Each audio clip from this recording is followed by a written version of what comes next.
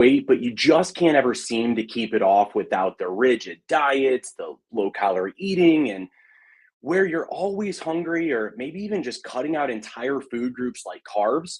And maybe even no matter how hard you try to figure out which nutrition rules actually matter, you're still left confused and overwhelmed, and maybe even wondering if you're even doing the right things. If so, you're absolutely in the right place and you're 100% not alone. See, what if I told you that there were actually three key nutrition rules that are actually so important that until you get these three dialed in, nothing else matters? In fact, every other nutrition rule outside of these three is a flat out distraction. Yes, I did say distraction. And I'm not saying that these other principles or other rules don't have health value, but these are the only three that truly matter at first. If you don't have these dialed in, literally nothing else matters. Now, this is coming from over 2 decades of fitness coaching, too. So, this is not some sort of Google answer or just hyperbole or something like that. So, with that said, what you need to know is that the fitness industry as a whole is actually a broken system designed specifically for fast weight loss, but not exactly for permanent weight loss. And the thing of it is that fast weight loss and permanent weight loss are going to be completely different. All right. So the issue is that the fitness and weight loss industry, they don't want you to know how to lose it and keep it off. They want you coming back each and every single year for life. And in fact, a lot of my clients did that for years before they started my Joyfully Fit 365 program, where they were able to lose weight pretty much every year. They would cut carbs, do all the cardio, go running, pretty much just beat themselves up for several months, drop all the weight, couldn't sustain it, and then they go back to normal living. And then over 3, 4, 5, 6 months, they regain it all. That's what I've seen since 2005 of doing this, okay? So they have you buried in rules. Cut your carbs. You need low fat. Low fat is bad for you. Eat by this time. Don't eat too late. Cut all your sugars. Drink only water. No liquid calories. Avoid every processed food. Take this supplement. Wait, drink this metabolism detox tea made from these special roots found in the rainforest of Papua New Guinea. Okay, there's all kinds of things, and since I was a kid, my dad used to always kind of make fun where he's like, "Look, they're going to tell you eggs are bad one week, and then the very next week they're going to say that the cholesterol in eggs is good for you." And I literally watched that sometime in around the 2000s, where I'm like, "Wow, he's right. They're really contradicting themselves." And I know that others who are not in the fitness industry, their heads are spinning with all the rules out there. And a lot of times people say to me like, "Lance, I don't know what's going on. I used to be able to lose weight. I can't lose it as quick. It's probably just my age." And they think that their age or something is wrong with them. Well, the thing of it is that you're not confused because you're bad at sustainable fat loss. You're bad at tracking your food. You're bad at having discipline. You have no willpower. It's none of these things. You're not confused because sustainable fat loss is so complicated. It really is not. You're confused because there's so many nutrition rules out there that are pretty much nothing but distractions if your goal is sustainable fat loss. And I would say 99% of the people that I speak with, even if they're not focused mentally on losing it so it never comes back, they're always disappointed when it does come back, which tells me that they did want it to stay off. But in the moment, most people are so focused on getting it off as quickly as possible that they forget that it's not going to work when they're losing it as quickly as possible. They're not going to keep it off, okay? So the reality is that nobody told you that there is actually a hierarchy that you want to focus on pertaining to nutrition. And it basically, if you master these three things first, everything else gets added later in order when it's actually time, okay? So what are those three things? Well, let me dive in. The very first one, I want to make sure that as I go through a few of these, even if you've heard them before, I want you to understand this is not just like hearing something that you might have heard before in the same way. I want you to really allow yourself to have a paradigm shift, because when you allow your mind to see that these are the three things that matter, I promise you, I've done this with my clients for years. And so many of them in the beginning, they're like, oh crap, I know that, in a week or so, I'm going to, never get ice cream again or never get this. So this weekend, before I started your program, Lance, I went ahead and just ate everything to get a final hurrah. And I get it. I get where people are coming from on that, but the issue is that that's not how my program works. Why? Well, because that's not how real life works. Me as a fitness coach, somebody who lives a healthy lifestyle, I don't go through weight loss every year and all of this stuff. My goal is to teach you how to live like I live as a fitness coach, because I have pizza and ice cream, I have cookies. I enjoy the foods that I want, yet I still live healthy. And what most people assume is that we as a fitness coach, that we pretty much say no to pizza, no to cookies, no to any calories, and that we pretty much just reside to eating chicken, kale, broccoli, brown rice, all the healthy foods, and we avoid everything else. And it's always funny whenever, a neighbor, a friend, or something, they see me ordering pizza and they think like, "I gotcha, you're cheating," and I'm like, "Nope, this is built in." Okay, so the point is with this is that so many people hear all kinds of different things pertaining to what they think matters for weight loss, for fat loss, and most of the time they're totally wrong. Okay, so without further ado, the very first one that you need to prioritize is calories. Okay, now before you tune out and go like, "Oh, calories, I've heard this." Trust me, you've not heard it this way. Okay, I'm going to make this so simple for you. So here's the deal: you need a calorie deficit to lose fat. No exceptions, no exceptions. But here's what most diets get wrong: they will just slash your calories instead of helping you find your actual fat loss deficit calories. Okay, so what happens is you drop too low and your body begins to burn muscle instead of fat.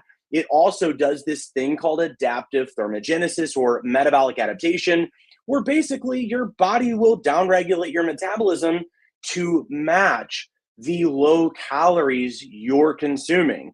So if you start off and you're taking in 2,400 calories and you go on some diet like keto and you don't have any clue how many calories you're taking in, there easily could be an 800 to 1,000 calorie drop from you going to normal eating to no carbs or low carbs. So what happens is, rather than being a 15 or 20% deficit, like I would suggest and like the science suggests that's sustainable, they drop so heavily where it's a 25 to a 30% deficit. Yes, they drop weight really quickly, but they don't drop all of it because their body immediately starts trying to down regulate. Okay. And when this happens, you're going to start noticing other symptoms and side effects. Right. So if you drop too low, your body burns muscle instead of fat, your metabolism slows, hormones begin to shift, and fat loss gets harder on this cycle, but also every other one after it. Now, I won't get into all the details on how like your fat cells will actually increase size in order to basically make sure that when you are in low calorie dieting, your body is trying to basically gather all the nutrients and calories that it can, because essentially it's going to perceive that there's something wrong. You're in a famine, there's something going on, because when you're underfeeding yourself by 800 to 1,000 calories instead of 3, 4, 500 calories, it's only natural for your body to begin trying to adapt to what's going on. Okay. So fat loss gets harder on this cycle and every one after it. So what you want to do is think of it like a financial budget. A good budget isn't about spending $0 and only spending on your bills. It budgets for the vacation. Okay. It budgets for you to be able to get a shirt or whatever it is. It's not just about the bills. Same here. You need a deficit that that still allows for enjoyment and quality of life, or it's not going to last. Because what happens is most people, they slash their calories so low, and now they have no room to fit in a cookie, to fit in anything that they enjoy. So then the moment that they finally crack and they're like, "I can't keep up with this," they go to eat the foods that they've been avoiding. And because their body is so adapted to what they've done and they're miserable and maybe even inflamed, they overeat. And now you're taking in way more calories than what you need. And then we go back and forth in this. This is all what happens when you go too low in calories and you have no clue how many calories you actually need. So this is not about just cutting your calories to get in a deficit. It's about finding out what calories you need for your activity so that you're not under eating and not seeing the results you want because you're slowing your metabolism, but also keeping you in a calorie deficit so that you are actually seeing fat loss. So You need a deficit that still allows for enjoyment and quality of life, or it will not last. A safe deficit range is going to be about 15 to 20% calorie deficit.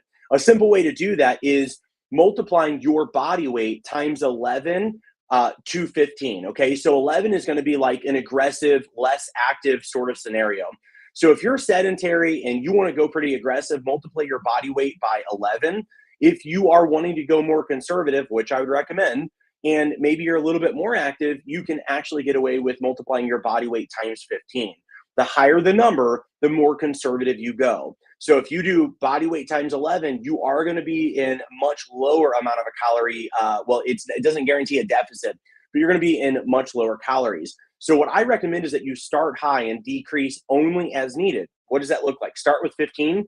If you don't see weight loss after a week or two, consistently following it, then decrease to 14 or 13. Don't just start at 11. But I do want to let you know you could do that technically, okay? So start high, decrease as needed.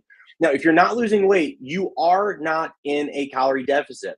Yeah, but Lance, I'm eating less calories than what I was, and now I'm doing cardio. I have to be in a deficit. No, you're not.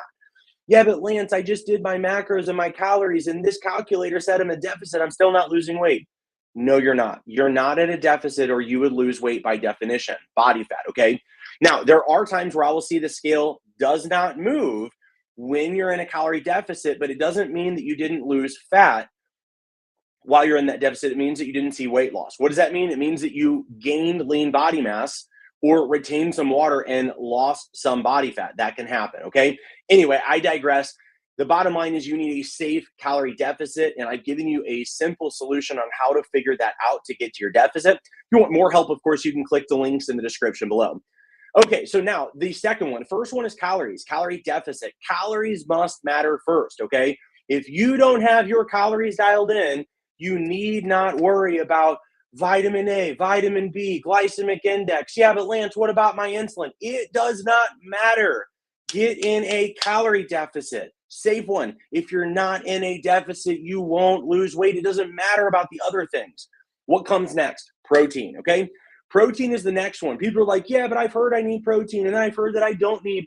Never mind what you've heard. Let me give you the facts on what matters so that you can put this hierarchy in place and see some awesome results without slowing your metabolism. So here's the deal with protein. Once your calories are dialed in, protein is next. It's non-negotiable. Your target should be 0.8 to 1.2 grams of protein per pound of your goal body weight. If you want to be 120 pounds and you're a female, 120 grams of protein should be your maximum, okay? But if you do 0.8, you could literally go to about 80 to 90 grams of protein and still be just fine, okay? So this here is the simplest version, which is, again, your goal body weight times 1 daily gram, all right? That's going to be the simplest way. There's 3 reasons that this is the most important thing after your calories. Number 1 is what's called TEF, or thermic effect of food. What you need to know is that your body burns roughly 30% of your protein calories just through digestion. When you compare that to about only 4% for carbs and only about 1 to 3% for fats, that's a big deal, okay? So if you eat 100 calories in fats, you're only going to be burning about 1 to 4 calories. But if you eat 100 calories of protein, you're going to be burning about 30 calories for those 100. That's amazing. So this does mean that, yes, while calories do matter, your macronutrients matter too. And so many times I see people getting way too many carbs, way too many fats, and their proteins are way down low, and they can't figure out why they're retaining water, not building muscle, and not seeing the results that they want, okay? So this is also going to preserve your lean muscle when you're in a calorie deficit, okay? So when you're in a calorie deficit, like I told you, and the very first one pertaining to calories is that your body is going to downregulate. And one of the easiest things to do when it perceives it doesn't have enough calories is to use your protein and muscle as fuel, as energy, instead of fats and instead of fats and carbs.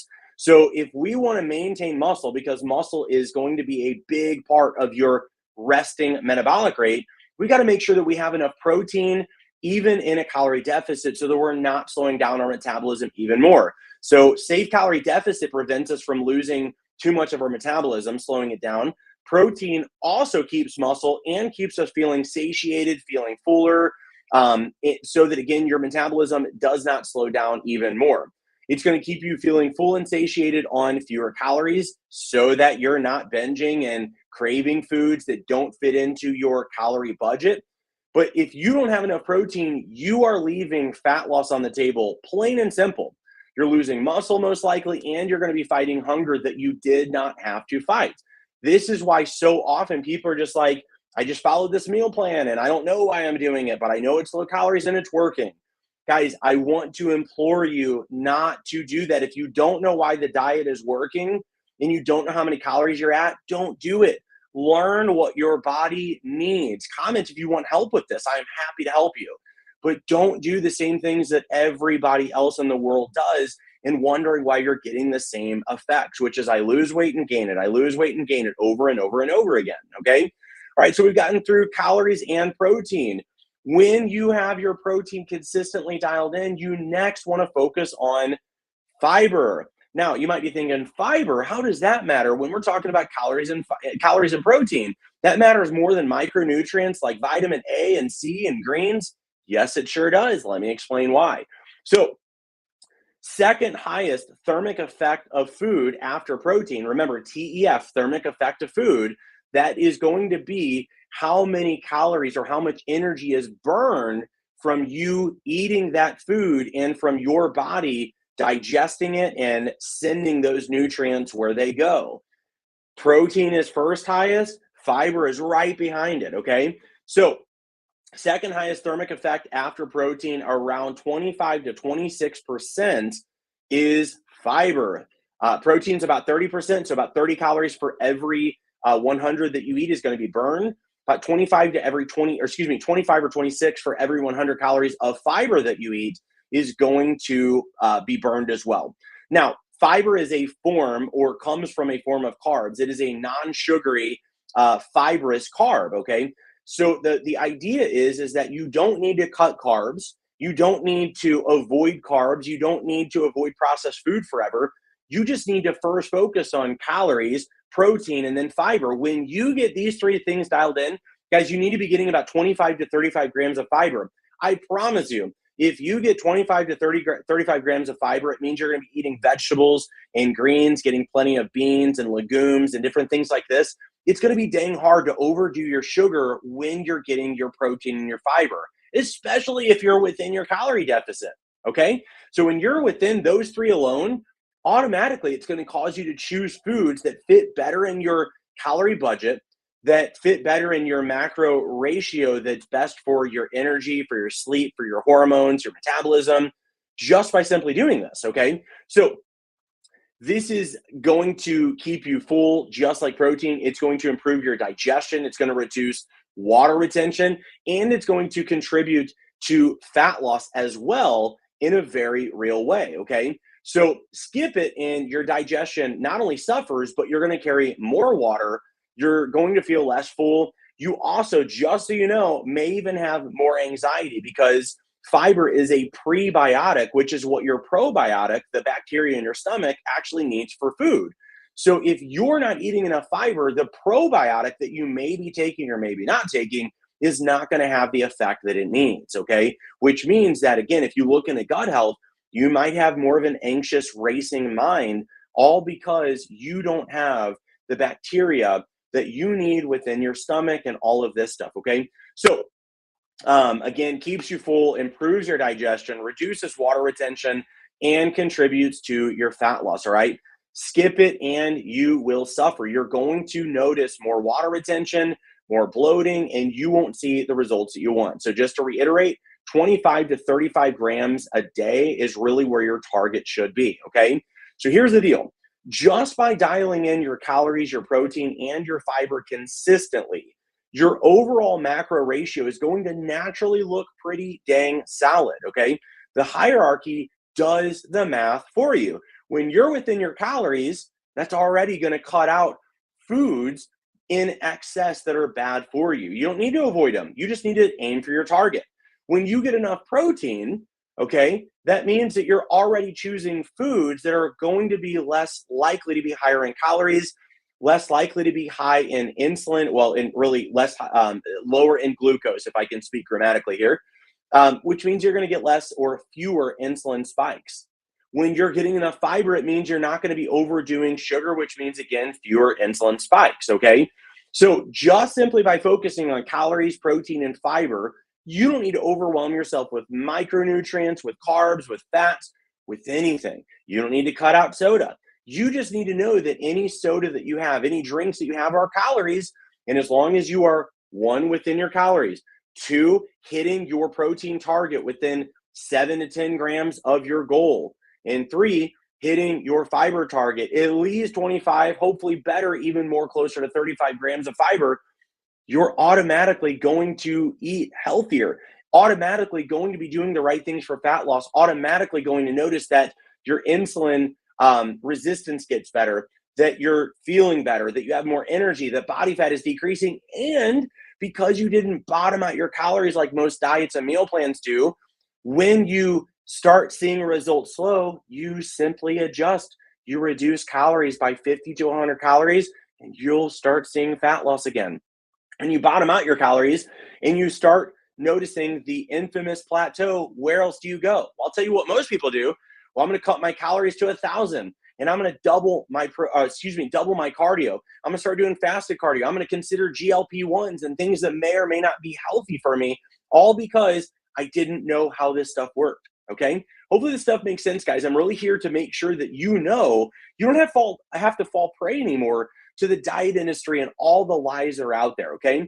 Focus on one at a time. Calories first, then protein next, fiber after that. You don't need to bog yourself down with, yeah, but Lance, what kind of protein? And yeah, but Lance, I heard this. Nothing else matters until you get these three. I promise you, you'll get such great results just from these three alone. And then you can start grafting in some of the other things as you build that habit, because that's what this is all about. Stop letting people convince you that you have to eat healthy 24/7, avoid all of your favorite things. And then they tell you my favorite thing, which is you just got to make it a lifestyle. Who the heck wants to live like that? Who wants to avoid pizza forever?